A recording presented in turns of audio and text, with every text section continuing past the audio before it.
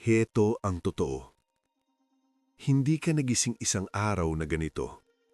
Hindi ka biglang napagod. Hindi ka biglang naging mahina. Unti-unti ito, tahimik, paulit-ulit. At kung iisipin mo, matagal mo na talagang nararamdaman to. Hindi lang isang araw, hindi lang isang linggo, baka buwan na, baka taon na. Pero pinili mong huwag pansinin. Sa Pilipinas, sanay tayo sa pagtitiis. Sanay tayong kayanin kahit may nararamdaman na. Sanay tayong magtrabaho kahit kulang sa tulog. Sanay tayong ngumiti kahit ubos na. Kapag kaya pa, tuloy lang. Kapag may mas kailangang unahin, sarili ang huli. Kapag walang bumabagsak, walang problema. Ganito tayo pinalaki. Ganito tayo nasanay. Pero may kapalit yan. Hindi ganun gumagana ang katawan. Hindi siya parang makina na pwedeng tuloy-tuloy lang. Hindi siya marunong makiusap gamit ang salita. Ang katawan, nagpaparamdam. At kung hindi ka nakikinig, uulit siya. Mas malakas, mas madalas, mas malinaw. Hanggang sa hindi mo na kayang baliwalain. Pag-usapan natin ng mga senyales na akala mo normal, pero hindi na dapat. Yung pagod na hindi nawawala. Hindi yung kulang ka lang sa tulog, kundi yung kahit may pahinga, pagod ka pa rin. Gigising ka na parang wala kang lakas. Maghapon kang parang hinihila pababa. Pagdating ng gabi, wala ka ng gana kahit sa mga bagay na dati mong gusto. At sasabihin mo sa sarili mo, ganito talaga ang buhay. Hindi dapat. May pagod na normal at may pagod na babala. Pangalawa, yung stress na ginawa mong normal, hindi na lang stress sa trabaho, hindi na lang stress sa pamilya, stress sa lahat. Sa umaga pa lang, mabigat na. Kahit wala pang nangyayari, tense ka na. Hindi ka makarelax. Hindi ka makapagpahinga ng walang guilt. Kapag tahimik, parang may kulang. At hindi mo na napapansin kung kailan ka huling naging kalmado. Pangatlo, yung mga maliliit na simptomas na paulit-ulit. Yung hilo na wala lang. Yung sakit ng ulo na sanay na. Yung bigat sa dibdib na tinatawag mong kaba o stress. Hindi sila dramatic. Hindi sila emergency. Pero andyan sila palagi. At lahat ng paulit-ulit, may dahilan. Pang-apat, yung pagiging manhid. May mga araw na parang wala ka nang maramdaman. Hindi ka masaya.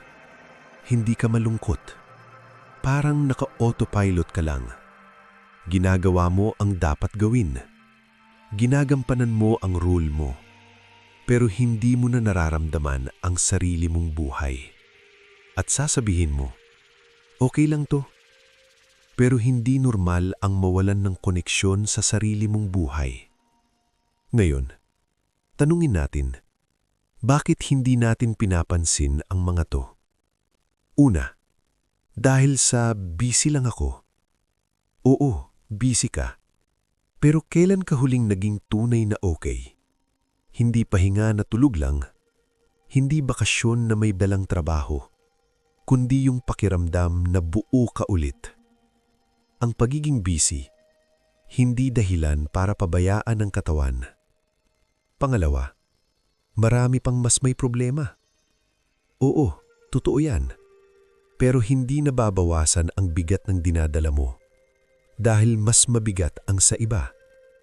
Ang katawan mo, hindi nakikipagkompetisyon. Pangatlo, mamaya na. Ito ang pinakadelikado. Mamaya na magpapahinga.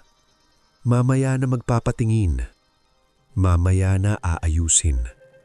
Hindi bukas ang katawan. Hindi next year. Ngayon lang ang alam niya. At bawat mamaya, may naiipon. Pagdating ng araw, maniningil yan. Hindi para parusahan ka, kundi dahil napabayaan siya. Kung ang isang pakiramdam ay araw-araw, paulit-ulit, at naapektuhan na ang trabaho mo, relasyon mo, o isip mo, hindi na yan maliit. Hindi ito video para takutin ka. Hindi ito paninisi. Hindi rin ito diagnosis. Ito ay paalala. Unang hakbang, pakinggan mo ang katawan mo.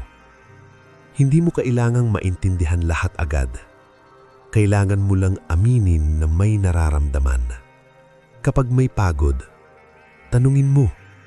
Kapag may sakit, pakinggan mo. Kapag may bigat, huwag mo agad itulak palayo. Ikalawang hakbang, i-question mo ang normal mo. Tanungin mo ang sarili mo. Normal ba to?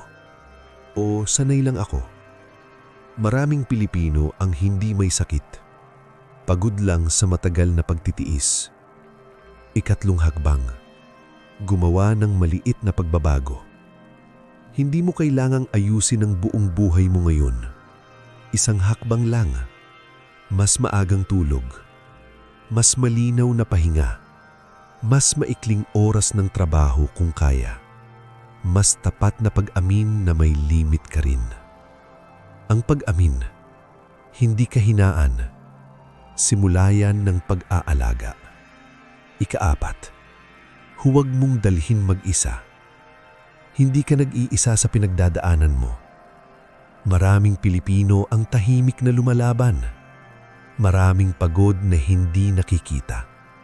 Maraming kinakaya na hindi dapat. Kung may kaya kang kausapin, kaibigan, pamilya, o professional, simulan mo. Hindi mo kailangang maging strong palagi. Hindi mo kailangang patunayan ang tibay mo sa sarili mong katawan. Kung may isang bagay kang tatandaan sa video na to, eto yun. Hindi biglaan ang pagbagsak. Unti-unti yan. At kung may nararamdaman ka ngayon, hindi aksidente na narinig mo to. Baka ito na yung sandali na pinili mong makinig. Kung gusto mo ng next part, nasa playlist ito. Bago pa mahuli. Huwag mong hintayin ang biglaan bago pa mahuli.